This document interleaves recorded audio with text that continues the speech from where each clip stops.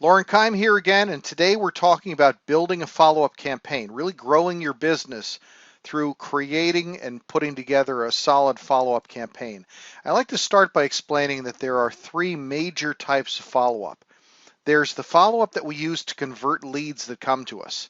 And some of those are direct follow-up plans like calling them on a regular basis, sending them emails, maybe text messages. And there's remarketing plans, which is where we use technology to find that client and keep in touch with them for us, even if we don't know they exist just yet. Second type of follow-up is providing service to our current customers, and that is staying in touch with our current customers, creating a system, a systematic way of staying in touch with our customers to provide exceptional service so they refer us people in the future. And then the third method is creating follow-up systems to deliver after-sales service and build that long-term relationship with a customer. So I want to start out with explaining that follow-up strategy with new leads is really just lead conversion. If you're not willing to work to convert leads, why would you generate them in the first place? We focus on the expensive attraction techniques for leads, and we ignore the funnel that we need to create to close more of them. How many leads do you talk to that call in right now or email you right now from the internet and actually buy a house from you in 90 days? 2%, 3%, 4%? What is a lead really? Is it somebody who contacts you over the internet? Is it somebody who pays per click? Is it somebody who contacts you over social media? Or that $2,000 a month you're spending with Zillow to try and bring leads to you? How many of those are you closing? And personal referrals. We have to find a way to plug each of these leads, each of these people who identify themselves as possible clients, into a systematic way of staying in touch with them and hopefully bringing them to conversion so that they'll work with us and grow that relationship with them. So again, follow-up strategy is lead conversion. And I hear this all the time. But Lauren, all those internet leads are no good. They don't really want to buy. They're just shoppers. They're not doing anything. Well, how many contacts does it take to reach most prospects? See, many people are starting their conversation with realtors early. They're starting their educational process early. They're looking 6 to 24 months before they buy. They're starting to dream about buying houses, and they can actually look now and ask for information now, whereas years ago they would pick up a Homes magazine and do their shopping in the Homes magazine, just not call us if they weren't really looking. But these people are looking. They're just looking sometimes at longer periods out. So are the leads no good? Well, how often do you follow up? You can't leave one message and maybe an email and not get a call back. Is it really a dead lead? No, it's just that they were on the internet. They got calls from 6 agents the same day, and they didn't call any of them back because they didn't know exactly what to do. How often have you had this situation where you get a referral from a friend and you never get hold of that lead? How many times do most agents call that lead? Do they email once and leave a message once? Well, no wonder it's not working. You're done. But it's not that they aren't interested. It's that they had calls from 5 or 6 agents. And typically the agent that wins is either the first agent to have a conversation with them, and I mean an actual conversation with them, or the one who continues to leave messages and calls. Typically, those internet leads take 6 to 24 months to cultivate. But if you do cultivate them, you're going to build that relationship and you're going to end up closing more of those leads. Now, you've probably seen this chart before. This is maybe a little bit different layout of it. But 48% of salespeople call only once or not at all. I've got to tell you something. We've been tracking leads by putting leads out to realtors to see the reaction. And I'm finding in some cases we have 40 or 50% that never get a response at all. But 48% of salespeople only call once or don't call at all. 25% make a second attempt. So that's almost 3/4 of agents. 12% make a third attempt, and only 10% of agents, 1 out of 10, get beyond 3 contracts. So why is it that 15% of the realtors in the world sell 85% of the real estate? I don't know. I can't figure it out. Only 2% of sales are made on that first contact. You don't get a meeting most of the time. 3% are made in the second contact. You talk to them twice, you've got a 1 in 20 shot. 5% between the 2 and the 3. A 1 in 20 shot of actually meeting with them and starting a relationship that grows into buying something. 5% of sales are made on the third contact, 10% on the fourth contact, and 80% of sales are made on the 5th through the 12th contact. So we've got to try them that 5, 6, 7 times in order to get to that level. So we want to build a follow-up system to cultivate or incubate those leads. because we want those leads to turn into prospects, to turn into customers. And on the right-hand side of the screen, what you're looking at is a lead is simply an opportunity, somebody who may be looking to buy or sell a property. We want to start building, cultivating that relationship. And we want to use persistence to stay in front of them. Because if we're in front of them long enough, we're going to be there at the right time and we're going to ultimately get the sale. And different types of leads may require different follow-up systems depending on their motivation and what they're looking for. So this is my lead process. You attract a lead, you convert the lead, you close the lead, and then you service them forever. We have strangers that we try and attract with online ads. We attract them with keywords. We attract them with blog posts or social media. They look at our website, they look at our landing pages, they look at our forums online, and we try and capture that lead through lead capture systems. So maybe that's a form, maybe that's giving something free away, maybe it's some sort of call to action. But we convert them to identify themselves, raise their hand in the market, and say, I'm interested in buying or selling a property. And that visitor becomes a lead. So we try and follow up with them. We put them into our contact relationship management software. We email them, we call them, we might use autoresponders. We might use something called remarketing or retargeting that we'll talk about later on today. And we build that relationship so they become customers of ours, and we close that sale, and then we take care of them forever by delivering exceptional service, by maintaining ongoing contact, by giving them valued content, and then we also do something called event marketing, and we hopefully build advocates of our personal real estate business. So what is a follow-up system? Let's go through a couple of steps. First, of course, we've got to generate a potential lead or a potential client. And by the way, tomorrow I'm going to be doing workshops on identifying target audiences and how to generate leads, how to create leads out of thin air. We'll be talking about that tomorrow. But once you've generated that potential client or lead, you have to identify the type of lead. Is it a seller, a buyer, an investor? And the motivation. Are they hot, warm, moderate, or not? And I'll go through that in a second. And then you have to contact them immediately. This is kind of interesting. I've seen this in a couple of studies now, but if you contact them within 5 minutes, the difference between calling a prospect within 5 minutes and 10 minutes resulted in a 400% decrease in the customer working with you. Let me put it this way. They are online right now. They fill out an online form. They're asking about a particular property. They submit that form. Lead router sends it directly to your phone. You pick up the phone, you immediately call them, and if you do that, they may still be on that property online. If they're not still on that property, they're probably on another property online, and you can talk to them about what they're doing right now to search for a house, and you're far more likely to get that conversation started and keep them from contacting those other 5, 6, or 7 people. Again, number 4, if you get them on the phone, you have a conversation, you can determine their needs and motivations and start following up. Now, if you don't get the lead on the phone after the initial email or request, you still plug them into a follow-up system, but you have to have a follow-up system to plug them into. Now, the types of leads we said were sellers and buyers or maybe investors. The motivation, hot, warm, moderate, or not. Hot is somebody who's ready to meet right now. They want to get started, they want to find something, they want to sell something. A warm lead is somebody who's planning to act within the next 90 days. Now, with any lead, we want to nurture them over time. But a warm lead who's going to be making a decision soon, we've got to be actively or proactively talking to those people, making phone calls to them on a regular basis, maybe twice a week, sending them listings every day, keeping in touch with them. Moderate leads might be planning to act within the next 6 months. Again, you're going to put them into a system where you nurture that lead, but you might not be calling them twice a week. You might be calling them every 10 days or every 15 days. And then those people are not real serious. They may just be looking for entertainment value, or they may be looking 2 years down the road.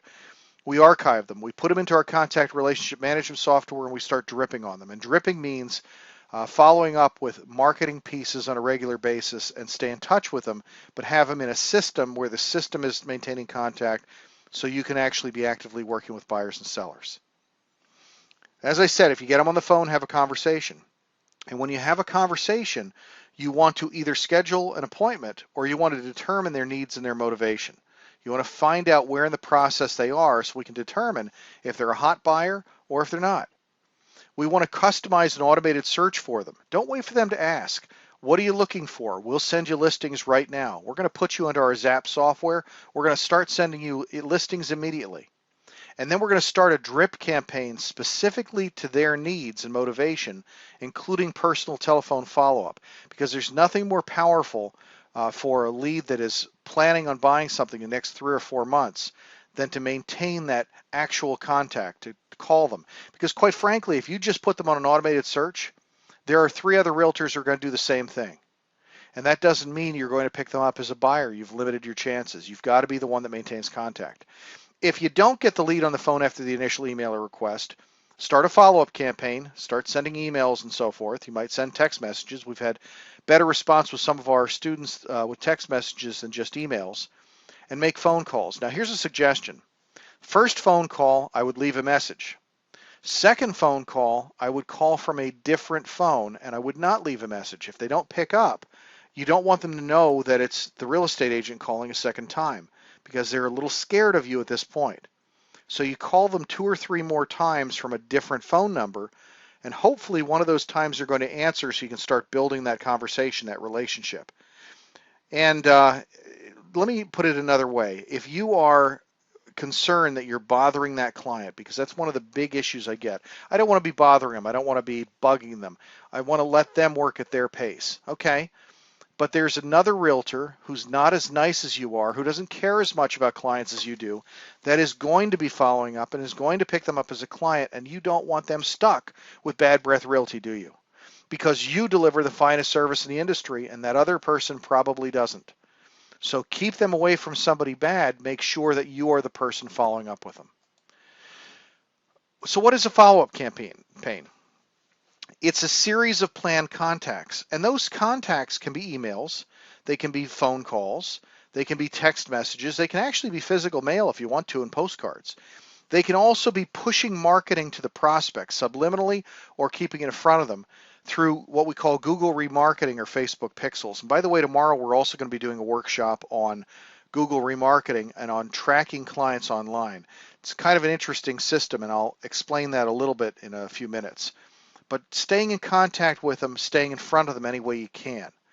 The first thing you have to do, though, is put every client you get into a contact relationship management system.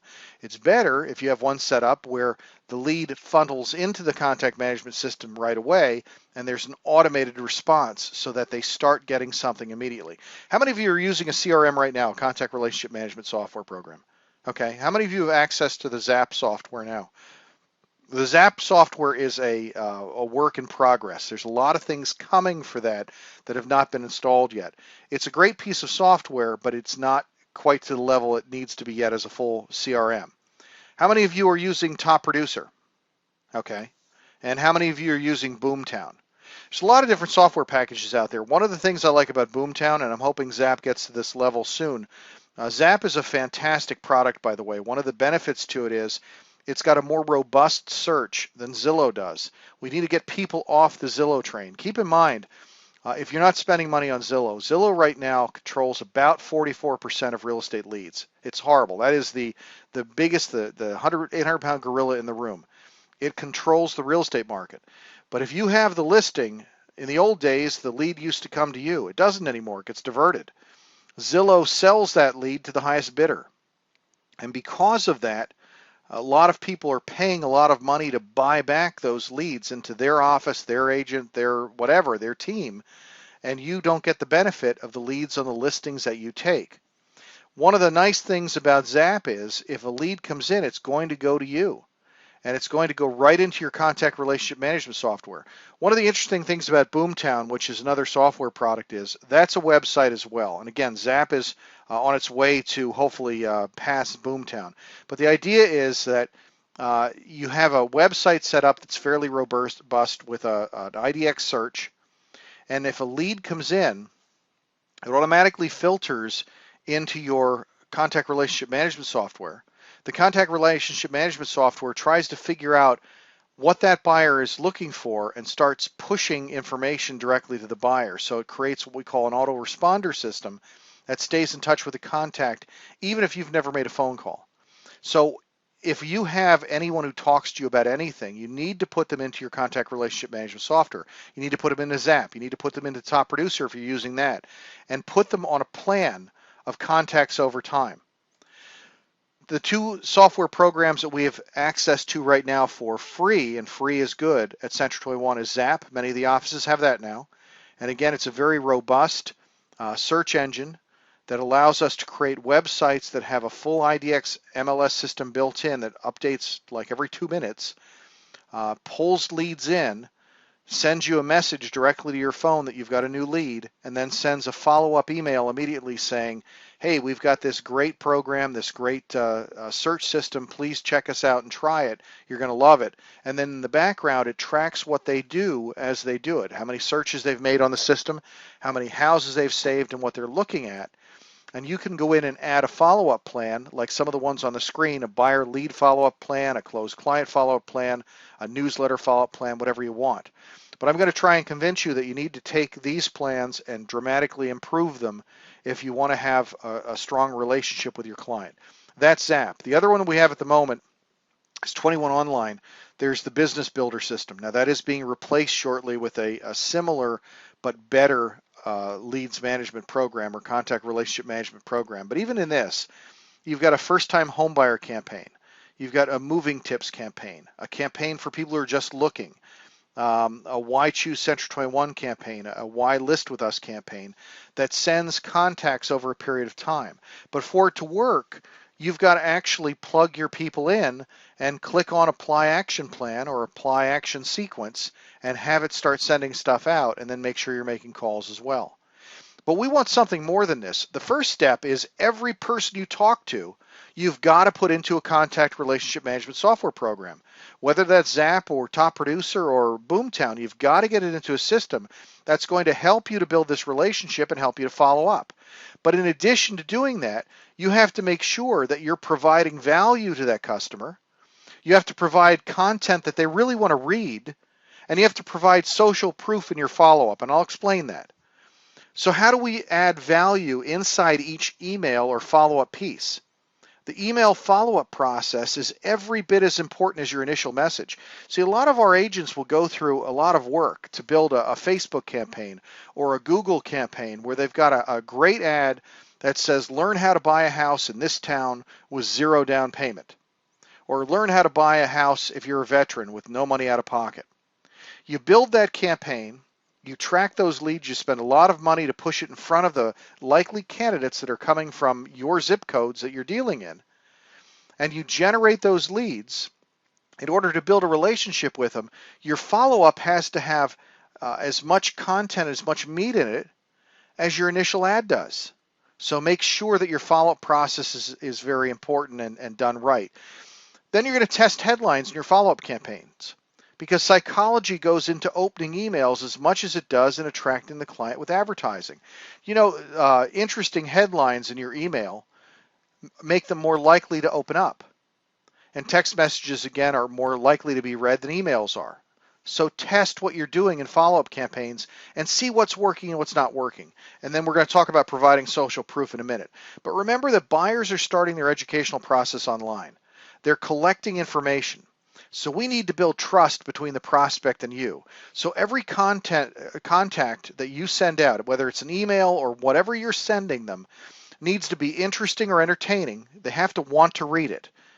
It has to offer evident benefits or resources or some sort of information that is interesting to that buyer. And by the way, it should be mobile ready so that they can actually read it on their phone or their iPad or whatever they're using. And then at the end of every email, every contact, you need a call to action for more information. You need to keep bringing them back. You want them to work with you, and you need to keep bringing them back. And by the way, that value that you're offering them might include free reports, the home buyer's guide, the 10 mistakes that you make when buying a house, the 10 mistakes people make when trying to finance their first home, how to buy a house with no money down. Or you can have articles, or you can have video education. Now, what not to do, and I'm picking on this one particularly, and I probably shouldn't be because it's actually in the Zap program. So is anybody in the room here from Zap? All right, good. So hi, this is one of their standard emails that's in their relationship management programs, their campaigns. And this is why I want you to go in and rewrite them and add to them and give them more meat. And by the way, Zap is working very hard to provide better and better and better content. They provided some basic stuff in the beginning. They're adding to it, but we want to try and leverage that and take it to another level. So, hi, Brittany. Between the technology at Central 21 and my knowledge and experience, you have many great resources for finding a home of your dreams, and I'd love to help you find that home.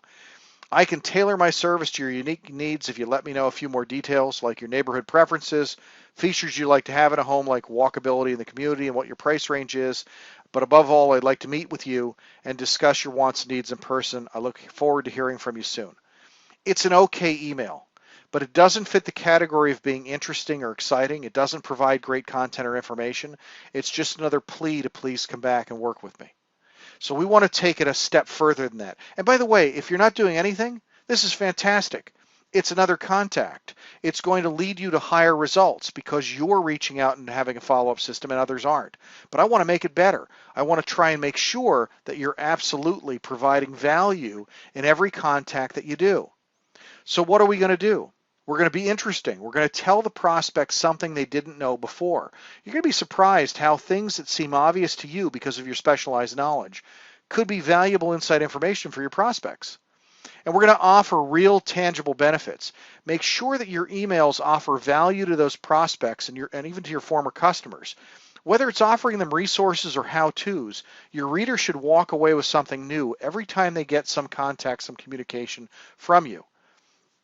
And you can use these emails or these contacts to provide education. You can create a series of emails for buyers, a series of emails for sellers, a series of emails for investors, some for commercial, some for residential, some for land.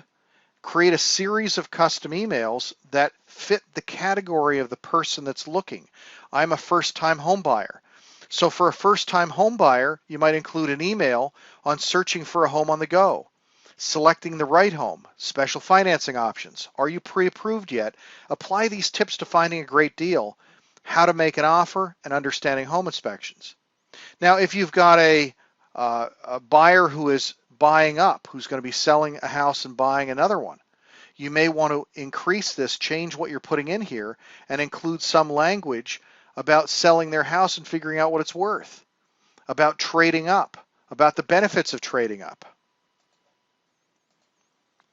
And the next step is to provide social proof. Everybody wants to work with the best. Everybody follows the crowds. People go to the most crowded restaurant. People go to the most crowded amusement park. They all want to go to the same place. They're all talking about it.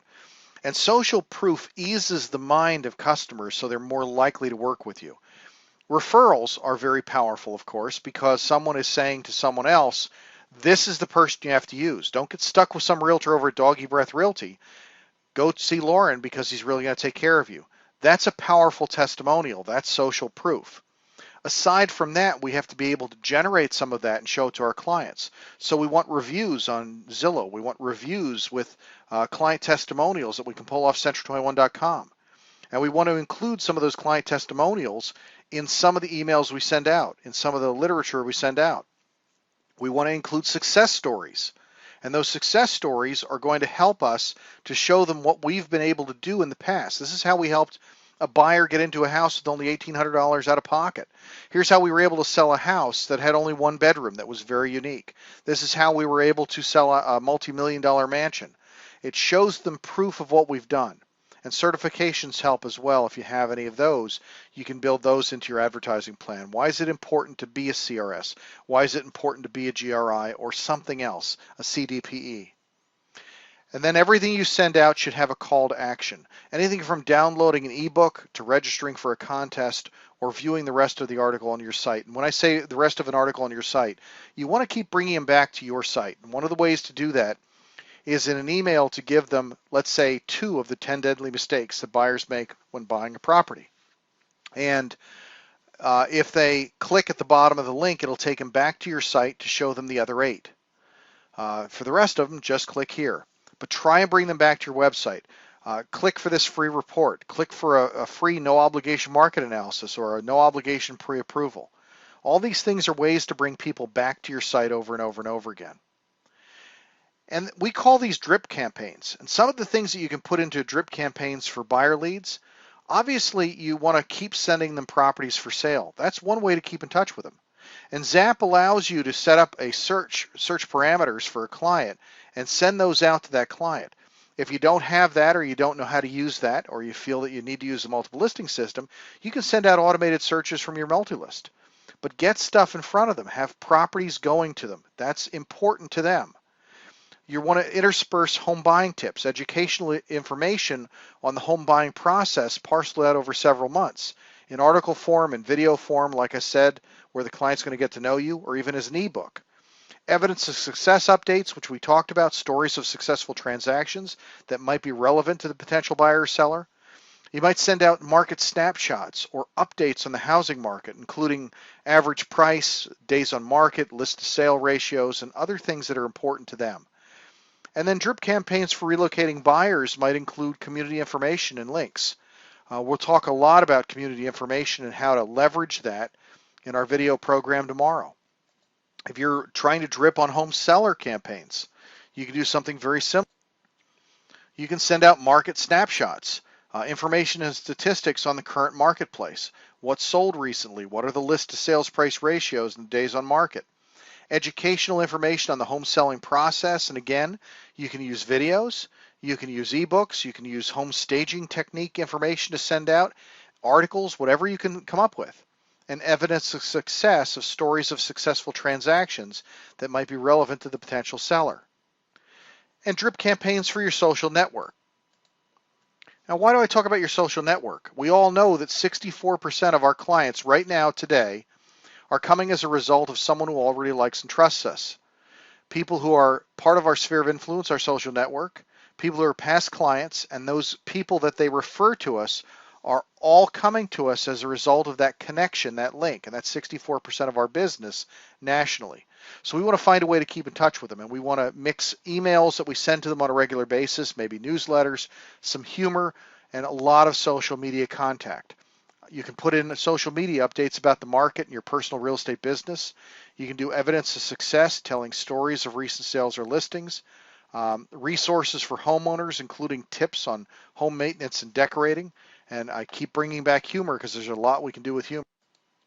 And when we do our prospecting workshop tomorrow, we're going to talk about some of the things that we can actually use directly to connect with our social network and try and build that relationship. But that's a drip campaign. Now, I do want to also talk about the next level of follow-up because things are changing rapidly. We know now that people who used to just come to us because they were referred to us, 90% of them, before they call us, even though they've been recommended by their Uncle Charlie or their best friend from high school to call us, 90% of them, 9 out of 10, are looking us up online to see what they can find out before they ever pick up the phone and call us. And because of that, we've got to make sure that we have everything out there that we can to make us look the best that we can. And the next level of follow-up is something we call retargeting or remarketing, where Facebook and Google are actually finding business for you and bringing it back and maintaining communication with it. Let me give you an example on the restaurant industry. We've got a client of ours who actually goes sells software to restaurants that if somebody walks into the restaurant carrying a cell phone and they've got Facebook on their cell phone, not necessarily that they're using it right now, it connects to the Wi-Fi in the restaurant. The Wi-Fi identifies the Facebook profile. Facebook sells them the information basically because they're paying to be part of the Facebook network, finds that information and creates something called a pixel. And the pixel now starts tracking that customer and what they're doing and starts pushing ads to them as long as we're paying Facebook for that privilege. Now, when the customer leaves the restaurant, the Wi-Fi determines that the cell phone is leaving the building and pushes a survey to that client who's leaving the restaurant and asks how their service was, good, bad, or indifferent.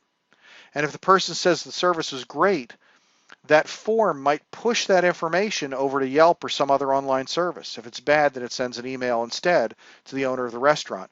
And then it starts maintaining contact with that customer. We may not know exactly who that person is. We might know who that person is, but they can send coupons. They can do a follow-up campaign automatically.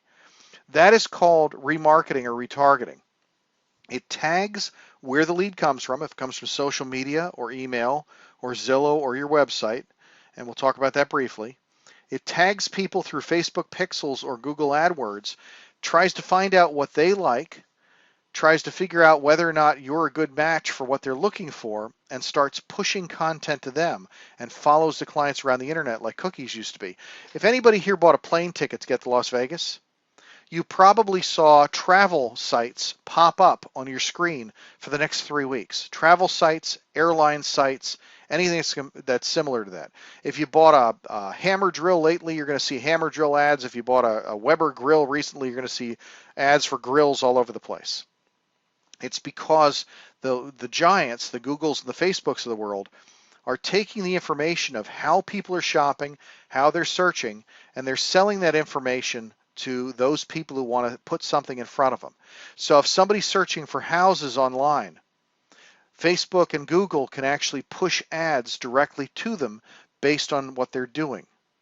And we can create ads through services like AdWorks or Facebook or others to keep in touch with these potential clients. This is another type of content management because we're taking all these potential leads, we're creating a bucket of everybody who has either been to our site, a bucket of everybody who's been searching a certain way online, and we start building that database out, actually through Facebook or through one of these other CRMs, and start pushing ads directly to those clients and keeping ourselves in front of them. And in fact, you can even upload a list of your past clients and everybody you hope to work with to Facebook, and it'll target just those people. It'll target only the people who are looking to sell or buy. So let me give you a quick example of how this works. We have to create, how do we create leads on Facebook or Instagram or Google? We have to create some call to action, some reason they want to contact us or see something online. So we create what's called a stealth business page. Then we create a targeted ad in Facebook or Google that we're going to show to our target audience because we want people to click on it. We create a call to action, and that leads them back to the landing page. And that landing page is going to acknowledge in Facebook that this is a person we need to start tracking, and then that system kicks in to follow up with them. And a stealth business page, by the way, might be a landing page on your website, or maybe a single page website, or it might be a page in your Facebook where it has just information on one subject, like home values or finding foreclosures fast or VA benefits or the foreclosure hot list or buying with no down payment, whatever. But a landing page that you can create an ad to lead back to. And that ad may look something like this: free first-time home buyer guide, everything you need to know to buy in today's market. Click for your free copy. So it'll lead them to that landing page, creates a call to action, and that generates us a possible lead. And again, we'll be talking about this tomorrow in another workshop and how to use that. Some of the other lead magnets we can create to try and funnel people into our contact management software are to have contests, even simple contests like giving away a $10 Starbucks card. People actually sign up for. And if they're already on our pages looking at something and they sign up for it, they're acknowledging that they've been looking for something. Video content tends to lead more people to us, free reports and other types of lead forms. And I did say earlier, since we've got a little bit of time, I'll go through this quickly, that there are 3 types of follow-up campaigns you create. One is a lead conversion campaign, and that's where we really stressed most of our time here today. How to try and convert that lead to somebody who's going to work with us, somebody who's going to close. But we also use follow-up campaigns with the customers that we're working with right now and the customers that we close with. How do we do that? Well, what happens after you secure a listing? You don't actually talk to the seller as much as you probably should in many cases, and because of that, those sellers think that you're not out there working. So we want to make the invisible visible. We want to show them what we're doing every step of the way and try and wow them with our service along the way. And we can do this with a follow-up system. So part of that might be an email campaign. Now, we should also be calling them to give them updates. We should also be giving them market updates at least once a month. We should be putting them onto our Golden Ruler program and sending them reports on how many hits they've had online and what major sites they're on. But let's look at other email update campaigns that we can add them to. This is a campaign that sends out 17 emails in the first 120 days. This is one that we use with our students. For example, when you first list a property, you ought to send them a thank you note. Dear so-and-so, whatever their name is, Thank you so much for entrusting the sale of your property to our team here at Central 21. We'll work hard to get your property sold as quickly as possible, and we'll do our best to provide service that's exceptional in every way. Please let us know if at any time you feel that we're not living up to our end of the bargain or doing less than we should. And always keep in mind that most of our business is referred to us by happy customers. Now let me segue for a second. Why do we say that? We say that because we want to program them to understand that most of our business comes from referrals and we need their help. And if you remind them of that, they're more likely to refer you business. Did you know that? Our first goal is to help you to get your property sold, but ultimately our mission is to do more than sell one property. We're hoping to provide such a great experience while selling your property that you enthusiastically refer us to everybody that you know. So if you are happy with our services and come across other people who are looking to buy, sell, or invest in real estate, please refer them to us. Again, thank you so much for choosing our team to market your property. That's just a thank you note. And in 3 or 4 days, they should get a second one. And this might come from your assistant if you've got an assistant. It might come from your receptionist if you have a receptionist in the office. I'm here to help. The headline is 85% of the message. Hi, my name's Carrie, and I'm writing you a letter to introduce myself and explain what my responsibilities are in helping Lauren Kime to sell your property. My official title is Client Services Coordinator, and I'm the person who makes sure you're satisfied in every part of your real estate experience. And as I'm sure Lauren's already explained to you, our goal is to become your real estate team for life. We want you to be able to tell every friend, relative, and coworker that we really are different. If they want the best experience possible in buying, selling, or investing, they should call Lauren or they should call me.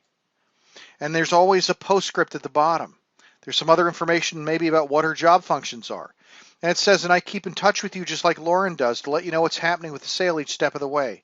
Remember, if there's ever anything I can do to make your move easier, please don't hesitate to call me. Lauren wants each of our clients to receive special treatment, and that's what we intend to give you. Just tell me what you want, and it's as good as done.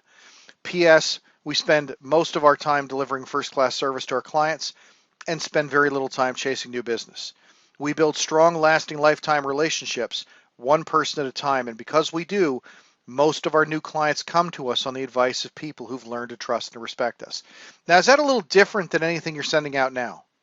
Is that something that might attract attention and help you to brand and build your business? Hopefully it is. And again, if you don't have an assistant, you can send that from the receptionist because that is your client services person. Or maybe you send it from your broker in your office. You might have a third-party endorsement letter that goes out. When you list a property, you work with your mortgage person who provides service to you and wants you to continue to use them to send a letter saying, even if the client doesn't want to purchase another property, as part of your relationship with that lender, the lender is making themselves available to your client to give financial advice. And by the way, the client is lucky to have you as their agent because you're one of the best in the industry. That's a third-party endorsement of your business. And it's another contact from someone. And then the first week, you send out an email that says, Dear John, which hopefully the name is actually John. We've now submitted your listing to over 1,200 websites. We've posted a virtual tour. We've sent an email to 3,000 realtors. We've sent an email to 1,257 investors in our database. We've even built a unique property website on your property. We're working to get it sold. And then you might send another email out 30 days in. Now, when we have showings, they're not always us showing the property, but they're because of us, because of our aggressive marketing. People will call us. We're like the general in the army. We get the property out there. We've built our unique property website. We've submitted it to 1,200 sites. We've paid upgrade fees on Realtor.com and Zillow. And because of that, we are generating activity. Those people who see your ad online, though, may not call me. They may call their Uncle Charlie or the girl they went to school with, the woman they went to school with. And that may be the person who shows them the property, but we are helping to generate activity on your property. And again, is this more than some of our competition is doing right now? It's something else to keep in contact with them. And we also have a pending e-campaign. If you have a house that goes under agreement, you might want to start a new campaign, a new follow-up system. And that might start with a letter that says, congratulations on your sale, now with the real work begins. And then 3 or 4 days later, they might get another email that says, has a headline, the 39 things that can go wrong during a transaction. And it'll list all the terrible things that could possibly happen during the sale of a property. And at the bottom, it'll say, now, aren't you glad you hired my team to assist you through this process? Now, again, what we've talked about today is creating a follow-up campaign that's really lead conversion, taking those leads that come in and finding a way to turn them into business for us, finding a way to maintain contact long enough to build that relationship so that they don't go anywhere else, and so that we significantly increase the percentage of people in our pipeline that become buyers and sellers. We talked a little bit about the fact that we've got to maintain those 5, 6, 7 contacts with that person, because that's where the bulk of the business is done. It's not in that initial phone call, that initial conversation. We've got to build that relationship. And when we're building that relationship, we go from the opportunity of the lead that comes in to converting them to a prospect, building a relationship through what we send them, how we follow up, our persistence, and being there when they're ready, and helping to create the sale. And as I said, the lead process is attracting leads first, and then converting those visitors, that small percentage of people who see our website, that small percentage of people that find our listings online. Find a way to convert them to work with us, or at least raise their hand and identify themselves as possible buyers or sellers, so we can start following up, we can start targeting them to help them through the process so they become customers, and ultimately we deliver great service so that they become advocates of our business. And I'm going to finish up today with a story. I use this a lot, so if you've been to one of my workshops before, I apologize if you've heard it. I heard this from a minister in California. I've seen it in several other venues, so I don't know where it came from, if it was really his story, if it was somebody else's. But he said he was in San Francisco and he was walking down the street one cool fall morning, and he came upon one of those high privacy fences that has the posters on the outside. There was a big gaping hole in the ground. They were digging and building something. So he crawled through a hole in the privacy fence, and he went through and he saw 4 bricklayers or 4 masons, each at different areas around the project, working on building walls. So he went up to the first bricklayer and he said, "What are you doing?" And the bricklayer said, "What's it look like I'm doing? I'm laying bricks." He was obviously from Jersey. This is a guy who has a task. "I'm doing floor time. I'm holding an open house. I got a task." This is the category that most real estate agents fall into, and one of the reasons that 19 out of 20 agents last in the real estate industry 3 years or less. So the minister goes around to the second side and he sees the second mason, the second bricklayer, and he says, "What are you doing?" And the second mason says, "I'm building a wall here." This is somebody who at least has a job. "I'm selling real estate. I'm working with a buyer. I'm listing a house." So he goes to the third mason and the minister asks the same question, "What are you doing?"